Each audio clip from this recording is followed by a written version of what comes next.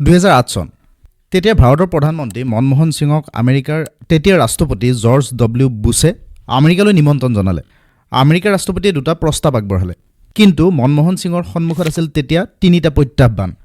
আমেৰিকাৰ ৰাষ্ট্ৰপতিয়ে মনমোহন সিঙক ক'লে যে পাইপলাইনৰ প্ৰজেক্টটো বন্ধ কৰি দিয়ক। মনমোহন সিঙৰ সন্মুখত তেতিয়া এফালে ইৰাণ, আনফালে আমেৰিকা, অৰ্থাৎ এফালে গেছ, আনফালে নিউক্লিয়াৰ টেকন'লজি। সেই সময়ত মনমোহন সিঙে যদি এটা না ক'লেহেঁতেন, বৰ্তমানৰ ভাৰতৰ অৰ্থনীতিৰ কাহিনী অকণমান বেলেগ হ'লহেঁতেন। আলোচনা কৰিবলৈ লৈছোঁ সেই পিচ পাইপলাইন প্ৰজেক্টৰ কথা। নমস্কাৰ, মই নিলয়। কিন্তু কি আছিল সেই পিচ পাইপলাইন প্ৰজেক্ট? ইৰাণৰ পৰা পাকিস্তান হৈ ভাৰতলৈ এডাল পাইপলাইন বহুৱাৰ কথা আছিল, যিডাল পাইপলাইনেৰে ইৰাণৰ পৰা প্ৰাকৃতিক গেছ ডাইৰেক্ট ভাৰতলৈ আনিব পৰা হ'ব। মেপত যদি আমি চাওঁ, ইয়াতে আছে ইৰাণ, মাজতে পাকিস্তানখন। গতিকে ইৰাণৰ পৰা পাকিস্তানৰ মাটিৰে, অৰ্থাৎ মাটিৰ তলেৰে সেই পাইপলাইনডাল ভাৰতলৈ লৈ অহাৰ কথা আছিল, যিডাল পাইপলাইনৰ দীঘলে 2700 কিলোমিটাৰ। এই পিচ পাইপলাইন প্ৰজেক্ট নামটো দিছিল মিডিয়াই, কাৰণ কোৱা হৈছিল যে এই প্ৰজেক্টেৰে ভাৰত আৰু পাকিস্তানৰ মাজৰ সম্পৰ্ক ভাল কৰিব। কিন্তু এইটো প্ৰজেক্টৰ প্ৰকৃত নাম আছিল IPI প্ৰজেক্ট, অৰ্থাৎ I মানে ইৰাণ, P মানে পাকিস্তান, I মানে ইণ্ডিয়া। আচলতে যদি ইৰাণ বা ইৰাণৰ ওচৰৰ পাজৰৰ দেশবোৰৰ পৰা ভাৰতলৈ তেল আনিব লাগে বা গেছ আনিবলৈ লাগে, ষ্ট্ৰেইট অফ হৰমুজেৰে এই বাটটোৰে জাহাজেৰে তেল আনিব লাগে। ফলত সেই গেছ বা তেল অনাৰ খৰচ যথেষ্ট বেছি হয়। যদি পাইপৰ সহায়ত সেই গেছ অনা হয়, ভাৰতে অতি কম মূল্যতে সেই গেছ পোৱাৰ সম্ভাৱনা আছিল, বা বৰ্তমানৰ দৰে যুদ্ধৰ পৰিৱেশত সেই গেছৰ নাটনি হোৱাৰো সম্ভাৱনা নাছিল। কিন্তু মনমোহন সিঙে তেতিয়া সেই প্ৰজেক্টটোৰ বাবে ইৰাণক না কৈ দিলে। মনমোহন সিং অকল প্ৰধানমন্ত্ৰী হিচাপে চিনাকি নহয়, তেওঁ আছিল দেশৰ এজন প্ৰখ্যাত অৰ্থনীতিবিদ। আৰু সেই 1990 আৰু 1991 চনৰ সময়ছোৱাত তেওঁ যেতিয়া ফাইনেন্স মিনিষ্টাৰ হৈ আছিল, তেতিয়া অৰ্থনৈতিক সংকটৰ পৰা দেশখনক ৰক্ষা কৰিছিল। এনে এজন ব্যক্তিয়ে এনেকুৱা এটা সুবিধাজনক প্ৰজেক্টৰ বাবে ইৰাণক না বুলি কোৱাৰ আঁৰত বহুত কথা আছে। এই পাইপলাইন হোৱাৰ কথা আছিল পাকিস্তানৰ মাটিৰে, কিন্তু পাকিস্তানৰ মাটিৰে এই পাইপলাইন হ'বলৈ কিয় দিব? তাত পাকিস্তানৰো লাভ সোমাই আছে।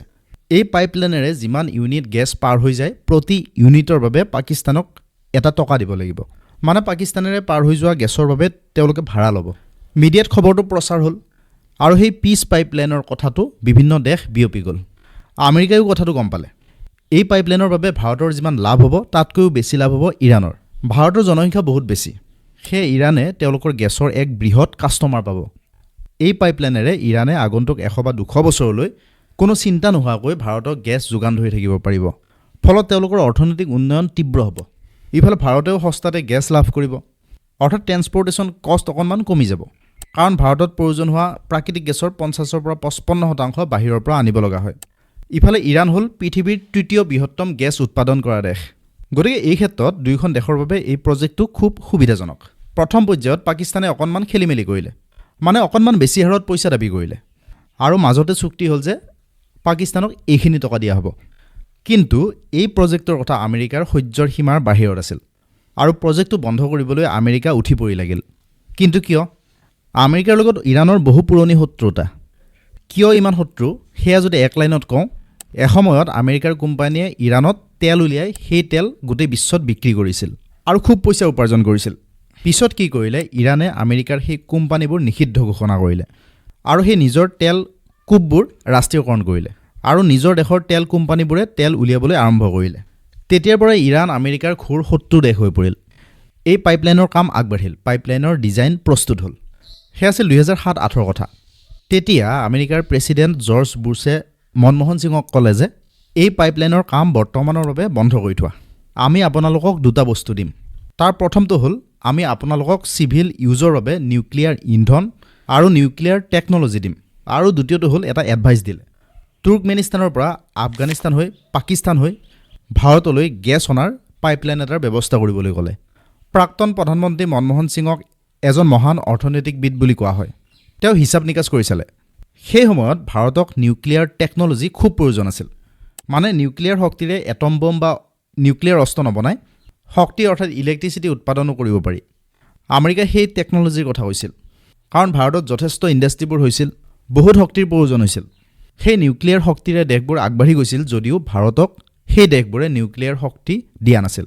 কিন্তু কিয় দিয়া নাছিল, তাৰ আঁৰতো আমেৰিকাৰে হাত আছিল। এসময়ত কি কৰিছিল, ভাৰতে USA, কানাডাৰ পৰা নিউক্লিয়াৰ ইন্ধন আনিছিল। সেইবোৰ তেওঁলোকে দিছিল চিভিল ইউজৰ বাবে, মানে শক্তি উৎপাদনৰ ক্ষেত্ৰত ব্যৱহাৰ কৰিবলৈ। ইফালে ভাৰতৰ দুয়োফালে শত্ৰু দেশ, তেতিয়া বহুকেইখন যুদ্ধ পাৰ হৈ আহিছিল আৰু সেই নিউক্লিয়াৰ অস্ত্ৰ খুব দৰকাৰী আছিল ভাৰতে কি কৰিলে নিউক্লিয়াৰ অস্ত্ৰ বনাই 1974ত প্ৰথম পোখৰাণত তাৰ টেষ্ট কৰিলে তাকে দেখি আমেৰিকাই ভাৰতৰ ওপৰত সম্পূৰ্ণ চেংচন লগাই দিলে ক'লে যে ভাৰতে অস্ত্ৰ ত্যাগ কৰক আৰু আন দেশবোৰেও যাতে নিউক্লিয়াৰ টেকন'লজি ভাৰতক নিদিয়ে তাৰ বাবে NSG গঠন কৰিলে আৰু সেই নিউক্লিয়াৰ টেকন'লজিৰে আগবঢ়া দেশবোৰেও ভাৰতক সহায় নকৰিলে মানে ভাৰত এঘৰীয়া হ'ল বৰ্তমান ঠিক ইৰাণৰ দৰে তাৰ ফলত ভাৰতৰ নিউক্লিয়াৰ প্ৰজেক্টৰ কাম স্লো হৈ গ'ল পিছলৈ APJ আব্দুল কালাম ভাবা এনেকৈ বহুকেইজনে কষ্ট কৰি 1998ত পোখৰাণত নিউক্লিয়াৰ টেষ্ট কৰিলে আৰু সফল হ'ল তাকে দেখি আমেৰিকাই ভাৰতৰ ওপৰত আকৌ চেংচন লগাই দিলে কিন্তু সেই নিউক্লিয়াৰ শক্তিৰ অবিহনে ভাৰত ইণ্ডাষ্ট্ৰীৰ ক্ষেত্ৰত আগবাঢ়ি যোৱাটো সম্ভৱ নাছিল সেই কথাটো মনমোহন সিঙে বুজিছিল আমেৰিকাৰ এই চেংচনৰ বাবে পৃথিৱীৰ কোনো দেশে ভাৰতক সহায় কৰিবলৈ আগবাঢ়ি আহিব পৰা নাছিল নিউক্লিয়াৰ এনাৰ্জিৰ ক্ষেত্ৰত